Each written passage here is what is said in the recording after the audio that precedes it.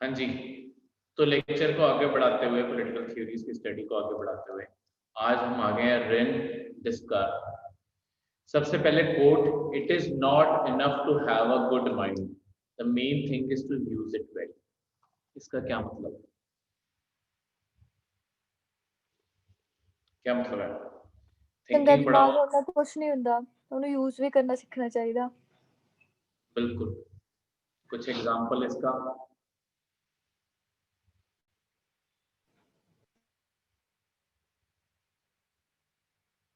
Sir ਜਿੱਦਾਂ ਹੁਣ ਅਸੀਂ ਪੜ੍ਹਦੇ ਆ, ਪੜ੍ਹੀ ਜਾਵਾਂਗੇ, ਉਹਨੂੰ ਐਗਜ਼ਾਮ 'ਚ ਕਿਤੇ ਅਪਲਾਈ ਨਹੀਂ ਕਰਾਂਗੇ, ਯੂਜ਼ ਨਹੀਂ ਕਰਾਂਗੇ ਆਪਣੇ ਦਿਮਾਗ ਨੂੰ, ਤੇ ਫਿਰ ਕੀ ਫਾਇਦਾ। बिल्कुल, चलो हाँ, ये भी कंटेक्स्ट हो गया। बिल्कुल, हर चीज, अगर तुम्हें किसी चीज की, मतलब वही बात आ गई, अगर तुम्हें किसी चीज की नॉलेज है पर तुम उसे कहीं यूज ही नहीं कर रहे हो, तो फिर उस नॉलेज को रखने का फायदा भी क्या हुआ, तुम्हारे किस काम की? ठीक है, रेन डिस्कार्ट ने ये चीज की तरफ पॉइंट आउट किया है इस कोटेशन। ठीक है, अगर मैं आपको, अगर हम सारे बोलते रहे कि ग्लोबल वार्मिंग हो रही है, ग्लोबल वार्मिंग हो रही है, करते हम कुछ नहीं, दिमाग में सब पता है किस चीज के कारण ग्लोबल वार्मिंग होती है, हमारा क्या योगदान है, कैसे कर रहे कुछ नहीं, वही चीज होगी। बिल्कुल, यही सब्जेक्ट लगा लो, ये सारी जो थ्योरीज पढ़ रहे हैं और जो एथिक्स का सब्जेक्ट भी पढ़ते हैं, अगर कहीं अप्लाई ही नहीं करते तो गुड माइंड तो है, माइंड को पता है चीजें अच्छी क्या है, पर यूज नहीं की तो फिर फायदा क्या होगा। ठीक है, तो ये चीज। नेक्स्ट इज इसी के फिलॉसफी को, ये फिलॉसफी में क्या कहता था, रेन डिस्कार्ट का कहना था कि हर चीज, देखो किसी भी चीज को ब्लाइंडली न मानो। मतलब ऐसा नहीं कि किसी ने कहा, मतलब जैसे रिलीजन के एग्जांपल ले लो कि रिलीजन ने कहा ये चीज और तुम उस चीज को वैसे के वैसे ही मान लो। हर चीज को क्वेश्चन करना जरूरी है, क्योंकि अगर तुम हर चीज को क्वेश्चन करोगे उससे कोई ना कोई आंसर भी निकालोगे, और जब तुम आंसर निकालोगे तब तुम्हें एक क्लियर माइंड में इमेज बनेगी। ये क्लियर इमेज अगर बनती है किसी चीज की, सिर्फ उसी थॉट को एक्सेप्ट करो। अगर तुम्हारा ये प्रोसेस में क्लियर इमेज नहीं बन रही किसी चीज के बारे में, वो कंसेप्ट या तो सच्चा नहीं है या तुम्हें उसकी पूरी तरह नॉलेज नहीं है, और जिस चीज की तुम्हें नॉलेज नहीं है तुम्हें एक्सेप्ट करने की जरूरत है। ये चीज इसने बोली। तो ये करने का तरीका क्या है, पहले तो हर चीज को ऐसे के ऐसे ना मानो। ठीक है, सिर्फ वही चीज एक्सेप्ट की जा सकती है जो क्लियर और डिस्टिंक्ट आइडिया हो। उसके बाद हर प्रॉब्लम को हिस्सों में डिवाइड करो और उसे हर प्रॉब्लम को सॉल्व करने की कोशिश करो, वही आंसर का तरीका जो मैंने बताया। उसके बाद ये जितने भी आपके थॉट्स बने, जितने पहले क्वेश्चन बने, इन्हें सबसे सिंपल क्वेश्चन से शुरू करो। सिंपल क्वेश्चन से शुरू करके कॉम्प्लेक्स क्वेश्चन की तरफ को जाओ। लेस, जैसे कि कोई भी एक प्रॉब्लम बताओ जिसके ऊपर मैं एग्जांपल दे सकूं। कोई प्रॉब्लम बताओ मुझे, कोई भी इश्यू बता दो, पॉलिटिक्स का या किसी भी चीज का। चलो फार्म बिल एजिटेशन को लगाते हैं, जो आजकल फार्मर्स एजिटेशन कर रहे हैं, प्रोटेस्ट कर रहे हैं, उसके बारे ही कंसिडर करते हैं। सबसे पहला तुम्हारा क्वेश्चन होगा, फार्मर्स है कौन? दूसरा क्वेश्चन होगा, फार्मर्स को प्रॉब्लम्स क्या है? तीसरा क्वेश्चन होगा, ये बिल किस चीज पर है? चौथा क्वेश्चन होगा, बिल प्रोवाइड क्या कर रहा है? प्रोवाइड क्या कर रहा है, उसके बाद होगा इसकी यूज है कोई, और इसकी नेगेटिव साइड क्या है। ठीक है, तुमने हर प्रॉब्लम को छोटे छोटे हिस्सों में डिवाइड किया, इसके बाद इन्हें जोड़ के देखो, फार्मर्स को बिल से क्या प्रॉब्लम है, फार्मर्स को कैसे फायदा हो सकता है, वो कॉम्प्लेक्स हो गया, और अल्टीमेटली तुम्हें एक बहुत ही क्लियर आंसर मिलेगा कि ये चीज ऐसे होनी चाहिए। तो लाइफ में कोई भी प्रॉब्लम सॉल्व करनी है, ये तरीका रेन डिस्कार्ट ने बताया है। क्लियर है? हाँ, हर चीज को क्वेश्चन करना ये इसकी फिलॉसफी का पार्ट है। बिल्कुल। हाँ, मार्टिन लूथर ने, इससे पहले भी हमने पढ़ा है आपका सोक्रेटिस, उससे भी मिलती है। ठीक है, हर चीज को क्वेश्चन करो।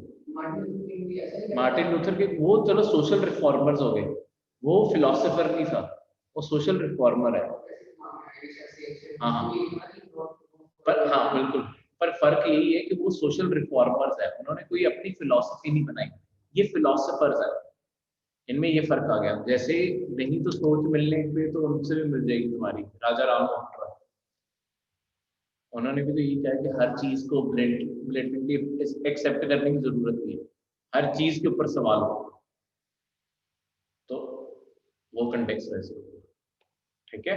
सर एक थ्योरी नहीं है कि राइट हैंडर और लेफ्ट हैंडर जो फॉलो करते हैं उसको एक से कुछ उनका सॉल्यूशन निकल सकता है, अगर मैं थ्योरी को एक्सप्लेन कर रहा हूं कि राइट हैंडर लेफ्ट हैंडर को फॉलो करते हैं ताकि वो यूज कर पाए।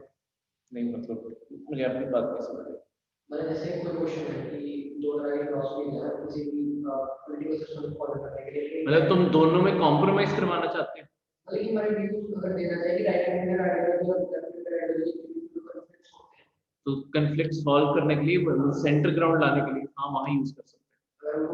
हाँ कि बिल्कुल, कि हर चीज का अगर तुम पॉजिटिव और नेगेटिव देखोगे, अगर दो कॉन्ट्राडिक्टरी फिलोसफीज भी हैं, उनके बीच में से कोई एक सेंटर पाथ जरूर निकलेगा।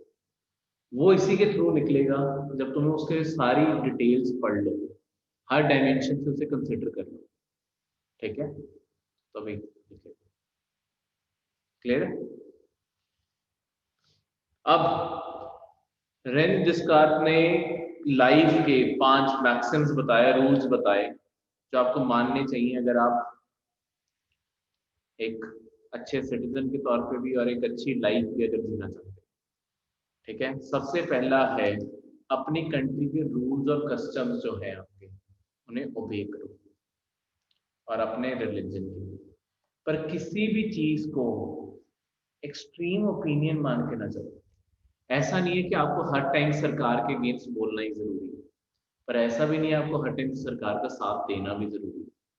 एक्सट्रीम किसी चीज का है, क्रिटिसाइज भी करो, जहाँ अच्छा काम है वहां अच्छा काम की भी बोलो, तुम्हें किसी की भी साइड लेने की जरूरत है, इवन रिलीजन की, तुम्हें अपने रिलीजन को हर टाइम डिफेंड करना जरूरी नहीं, ठीक है।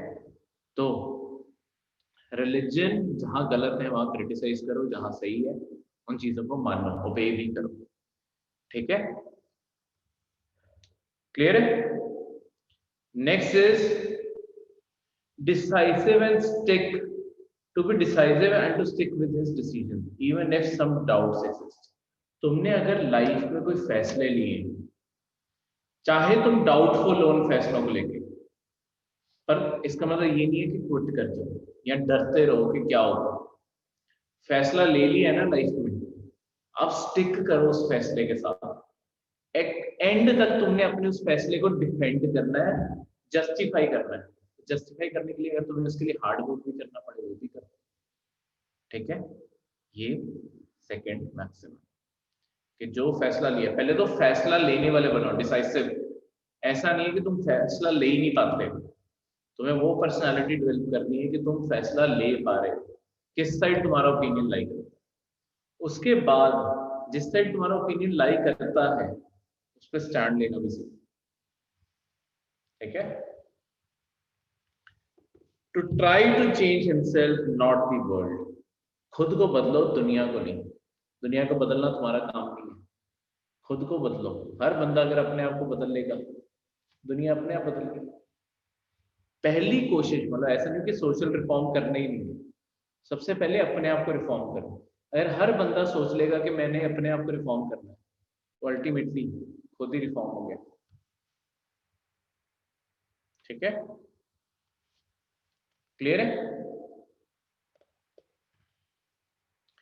और फोर्थ जो है, to examine all the profession of the world and try to figure out best one that applies the correct choice of one's occupation. ये वो चीज है जो 3 इडियट्स में भी बोली गई थी, काम वो करो जिसमें तुम्हें मजा आए, ठीक है, जो तुम्हें सूट करे, जो तुम्हें मजा दे। अगर तुम्हें अपने काम में मजा ही नहीं आता तो वो काम नहीं तुम्हारे लिए सजा है, ठीक है। अपनी पसंद का काम करोगे तो कामयाबी झक मार के पीछे आएगी, ये बोला था ना बाबा रैंचो ने। तो ये चीज यहां से भी बोली जाती है। क्लियर है? अब ये लिखे हैं इसके कोड्स। किसी कोड में कोई डाउट है तो मुझसे पूछो।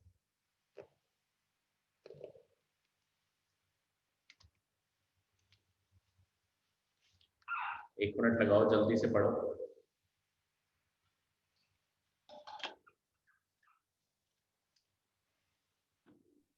थर्ड लास्ट दस्यो सर। हाँ जी, थर्ड लास्ट। थर्ड लास्ट, तुम्हारा थर्ड है। I think therefore I am. मैं कुछ सोचता हूँ, सर थर्ड लास्ट। हाँ जी, पहले थर्ड भी पूछे, मैं थर्ड भी बता दूँ, फिर थर्ड लास्ट। ओके ओके जी। I think therefore I am. मैंने अपने बारे सोचा या कुछ भी मैंने सोचा, उस पर सवाल किया ना मैंने, अपनी लाइफ पे सवाल किया, अपनी लाइफ के डिसीजन लिए, डिसाइसिव हुआ मैं, तभी मैं हूं जो हूं। I think therefore I am. और third last, perfect numbers like perfect men are very rare. तो परफेक्ट नंबर्स क्या होते हैं मैथ्स में? किन नंबर्स को परफेक्ट नंबर कहते हैं?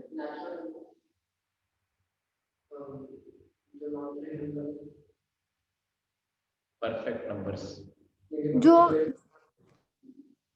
जो हाँ जी, मल्टीप्लाई हो जाते आराम नाल किसी भी नंबर नाल। नहीं, फिर तो मल्टीप्लाई तो कोई भी किसी भी नंबर से हो जाएगा। नहीं मतलब जो कट हो जाते, डिवाइड हो जाते आ, सॉरी। तो परफेक्ट नंबर कितने ढूंढ सकते हो तुम? तो कौन सा ऐसा नंबर है जो सबसे डिवाइड हो गया?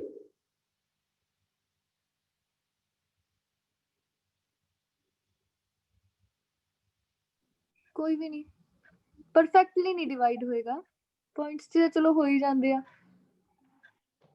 तो वही चीज, परफेक्टली नहीं हो रहा ना कुछ भी। तो जैसे परफेक्ट नंबर रेयर है, नहीं मिलते, परफेक्ट लोग भी नहीं एग्जिस्ट करते।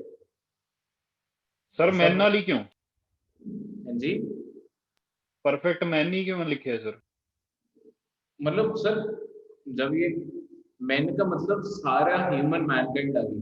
सी, आपको समझना पड़ेगा, ये जो फिलोसफर्स हैं ये उस जमाने में रहते थे जब पेट्रियार्की ही सब कुछ होता था, मैन लेड वर्ल्ड था। वुमेन की तो वैसे भी, कोई भी अभी तक जो तुमने फिलोसफी पढ़ी है, एक भी वुमेन की बात कहीं नहीं करती, ये सारे मेन लेड है। ਸੇਮ ਚੀਜ਼ परफेक्ट, ਮੈਂ ਵੀ ਪੁੱਛਣੀ ਸੀ। ਨਾਰਮਲੀ ਵੀ ਸਰ ਜਿੱਦਾਂ ਕਿਤੇ ਵੀ ਕੁਝ ਲਿਖਿਆ ਹੁੰਦਾ ਨਾ ਤੇ ਹੀ ਵਰਡ ਹੀ ਯੂਜ਼ ਕੀਤਾ ਹੁੰਦਾ ਜ਼ਿਆਦਾਤਰ। बिकॉज फिलोसफर्स कभी शी को कंसिडर ही नहीं करते, ये बहुत ही ज्यादा सेक्सिस्ट लोग थे, इनके लिए सिर्फ मैन्स वर्ल्ड ही एग्जिस्ट करता। ਸਰ ਫਿਲਾਸਫਰ ਤੋਂ ਇਲਾਵਾ ਵੀ ਕੁਝ ਪੜ੍ਹਦੇ ਆ, ਕਿਤੇ ਵੀ ਕੋਈ ਸਟੋਰੀ ਹੋਗੀ ਕੁਝ ਤੇ ਹੀ ਜ਼ਿਆਦਾ ਯੂਜ਼ ਹੁੰਦਾ ਵਾ। क्योंकि हम पेट्रियार्की में रहते हैं। पेट्रियार्की में सबसे बड़ी बात, आज भी पेट्रियार्की एग्जिस्ट करती है। देखो, पेट्रियार्की हमारी एजुकेशन में ऐसे ही दिखती है, ठीक है, मतलब सोसाइटी में भी बहुत कैजुअल है ये, पर हमारे डिस्क्रिमिनेशन ऐसी दिखती है। अब पर खैर चलो, स्टोरीज में तुम क्या करोगे, तुम्हें ही नहीं तो शी लिखना पड़ेगा, नहीं तो हर जगह ही शी लिखना पड़ेगा, फिर हिज हर स्लैश भी पा हर। के सर लिख दिया करना। हाँ, मैं तो सिर्फ स्लैश पा के लिख दिंदी हुंदी आ। पर वहां पे एक तो तुम वर्ड लिमिट भी वेस्ट करोगे पेपर में, ठीक है, वर्ड लिमिट भी तो कंज्यूम कर रहा है। अगर तुमने 4 बारी हर समथिंग कुछ भी जेंडर स्पेसिफिक लिखा एक्स्ट्रा, 10-15 वर्ड तो तुमने ही फालतू लिख दिए। तो चाहे ही लिखो या ना शी लिख लो, पर एक साइड रहो, ताकि तुम्हारे पेपर की वर्ड लिमिट ना कंज्यूम, ठीक है। ये चीज गलत है, मैं भी मानता हूँ, पर तुम्हें दूसरी साइड अपने वर्ड लिमिट 150-200 वर्ड भी तो देखनी, उसे थोड़ी क्रॉस करना है। क्लियर है?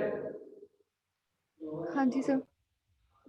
हाँ हाँ, इसका मतलब यही है कि नोबडी इज परफेक्ट। दुनिया में कोई ऐसा नहीं है जो बंदा बोलता है ना कि मैं परफेक्ट हूँ, उससे बड़ा गलत इंसान हो ही नहीं सकता। नोबडी इज परफेक्ट, सब में कोई ना कोई कमी है।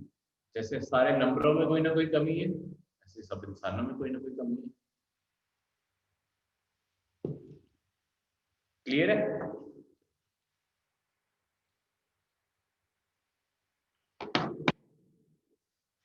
निकोलो मेचावली, चावली, मैकावली, मैकावली जैसे भी करते हैं। बिल्कुल, मैकावली ये बहुत ही फेमस आदमी है, इटालियन रेनेसां ये पहला उसी में लिखा है, बहुत ही फेमस आदमी है। इस बंदे को और हमारे यहाँ पे इंडिया के अगर हिस्ट्री में देखें तो कौटिल्य जो था, चाणक्य, उससे कंपेयर किया जाता है। ये दोनों बहुत ही इंटेलिजेंट और बहुत सारी चीजों के ऊपर इन्होंने लिखा है। तो पहले कोट पढ़ते हैं। The more sand has escaped from the hourglass of our lives, the clearer we should see. बहुत ही अच्छी कोट। क्या मतलब?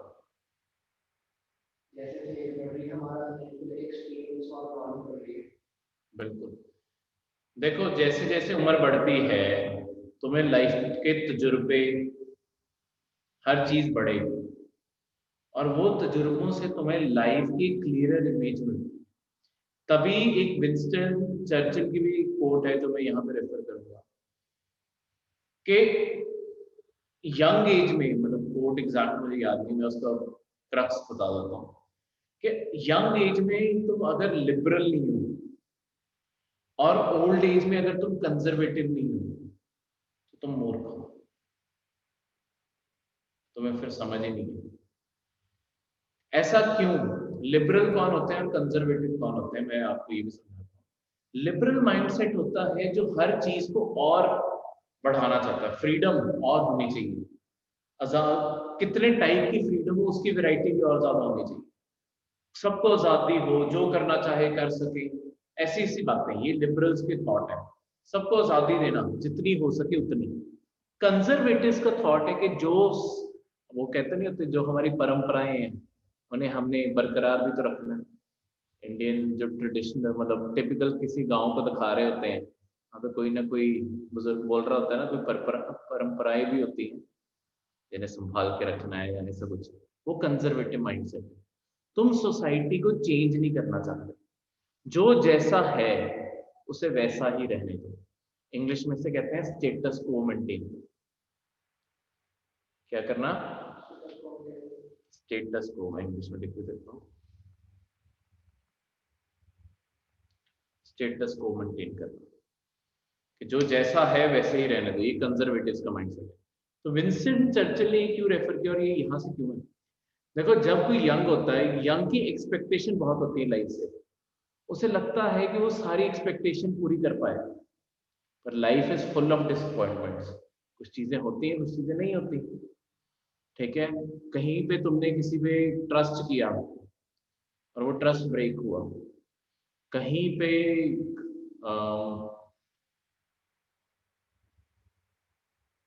और भी कुछ लगा लो, कोई तुमने लाइफ का गोल सेट किया, वो बाई चांस नहीं अचीव हुआ था, ठीक है, उसके कुछ रीजन रहे हैं ओवर द टाइम, पर तुमने उस एक्सपीरियंस, जो भी अच्छे बुरे जो भी एक्सपीरियंस रहे हैं लाइफ में, कभी तुम बहुत पढ़े और तुम्हारा पेपर अच्छे से निकल भी गया, टॉप भी करके, अच्छे बुरे सारे एक्सपीरियंस हुए, पर तुम रिस्क लेने को तैयार होते हो जब तुम यंग होते हो। जैसे जैसे एज ओल्ड होती जाती है, तुम्हें तजुर्बों के थ्रू एक वाइज बनते जाते हो तुम। जैसे कहते हैं यंग हमेशा स्मार्ट होते हैं, ठीक है, इंटेलिजेंट हो सकते हो तुम, पर जो बुजुर्ग होते हैं वो वाइज होते हैं, उनमें वो समझ आ चुके थे। क्यों? उन्होंने अपनी लाइफ में वो सारे धोखे धोखे सब कुछ खा के देख लिया, धोखे भी खाए, बेनिफिट भी मिले हैं, तो उन्हें पता है अपने तजुर्बे मुताबिक। किसी और का एक्सपीरियंस अलग भी हो सकता है, पर वो एक्सपीरियंस करने के लिए तुम्हें पहले उस उम्र में रिस्क लेनी जरूरी है। अगर तुम पहले, अब विंस्टन चर्चिल की यहाँ पे कोट कैसे करती है, अगर तुम पहले ही अपनी लाइफ में कंजर्वेटिव हो कि सब ऐसे ही रहना चाहिए, तुमने कभी रिस्क लेके नहीं देखा, लेके नहीं देखा, तो तुम्हारे अपने तजुर्बे कैसे हुए? ये तो तुम किसी और के तजुर्बों पे अपनी लाइफ जी रहे हो, तो तुमने किया क्या है? तुमसे बड़ा फिर मूर्ख है ही नहीं कोई। ये विंस्टन चर्चिल का कहना था, मेरा नहीं। ठीक है। और ओल्ड एज में भी अगर तुम लिबरल हो और रिस्क उठाई जा रहे हो, फिर तो तुमने अपनी पूरी लाइफ में कुछ नहीं सीखा। दोनों का बैलेंस जरूरी है। तो यंग हो, यंग का मतलब ये नहीं 18-19 साल, 35-40 साल भी आजकल यंग माना जाता है। एज, हर चीज, हाँ, अब जैसे लाइफ एक्सपेक्टेंसी बढ़ गई है तो हर चीज का टाइम पीरियड भी बढ़ गया।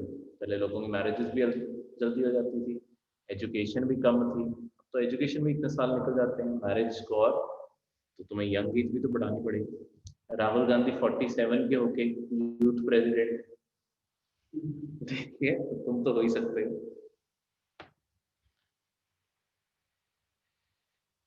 क्लियर है? तो मैकावली एक बहुत ही फेमस पर्सन रहे हैं आपके रेनेसां, यूरोपियन रेनेसां की एज के। इन्होंने सोशल लाइफ से लेके पॉलिटिकल फिलॉसफीज और एक राजा कैसा होना चाहिए, बहुत सारी चीजों के बारे में लिखा हुआ। ठीक है, तो काफी फेमस ही इन्हीं चीजों के बारे में। ठीक है, तो इनकी जनरल लाइफ और इनकी जो फिलॉसफी है, जो सुभाष चंद्र बोस की भी थी, the end justify the means, इसका क्या मतलब होता है? गांधी की फिलॉसफी इससे उल्टी थी, सुभाष चंद्र बोस की ये फिलॉसफी। मैंने तुम्हें हिंट दे दिया है, तुम मुझे बताओ इसका क्या मतलब है। अंत भला तो सब भला, और थोड़ा सा इलेबोरेट।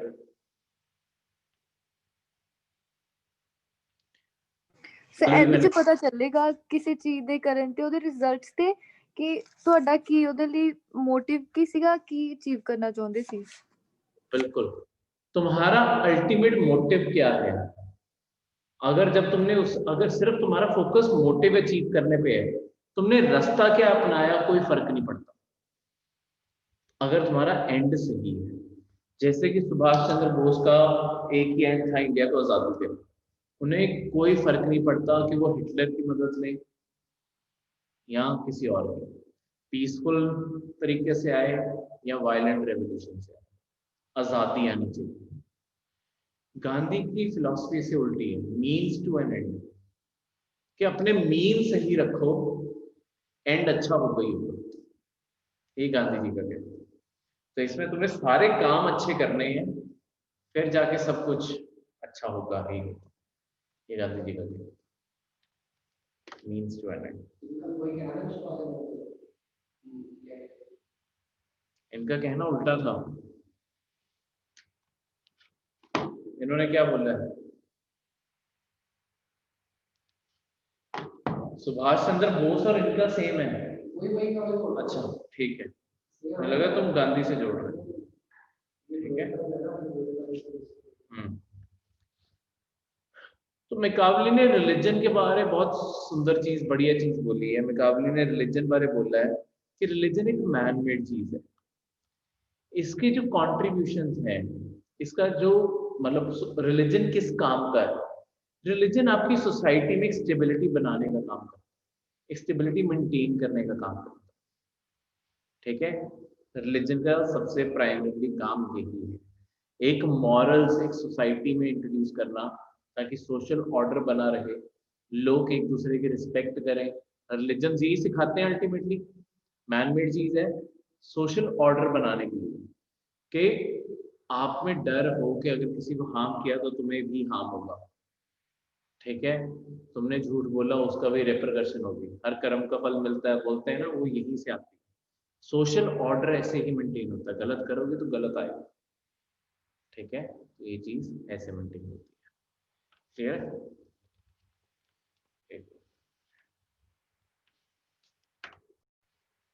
क्लियर है? तो इसके कोड्स में कोई, किसी कोड में कोई डाउट?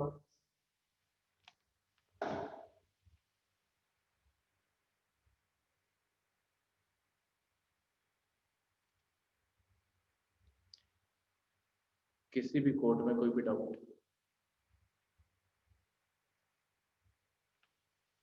नहीं? हाँ जी, पढ़ लो। तो यही कंक्लूड करता हूँ मैं वैसे आज। जॉन लॉक, जॉन रॉल्स, ये मिल, इन तीनों की फिलॉसफी मिलती है। ये मैं अगले लेक्चर में ही वैसे कंटिन्यू करूँगा। यहाँ पे किसी को डाउट है वो मुझसे पूछ लो।